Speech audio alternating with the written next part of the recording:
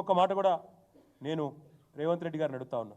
కూల్చాల్సి వస్తే, and I'm saying this as a minister who worked in municipal department for 8 years.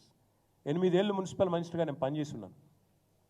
కూల్చాల్సి వస్తే మొదట కూల్చాల్సింది నాలాల మీద ఉన్న వాటిని కూల్చాలంటున్నారు కదా, ఫస్ట్ కూల్చాల్సింది హైడ్రా కమిషనర్ ఆఫీసు. బుద్ధ భవన్ ఏదైతే ఎక్కడైతే హైడ్రా కమిషనర్ కూర్చున్నాడో అదే FTL మీద ఉంది.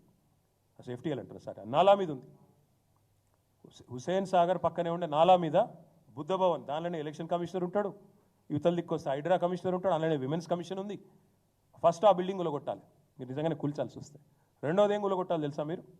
ఏ GHMC అయితే పర్మిషన్లు ఇస్తుందో ఆ GHMC బిల్డింగ్ను రెండోది కొట్టాలి. ఎందుకంటే GHMC బిల్డింగ్ కూడా నాలా మీదే ఉంది.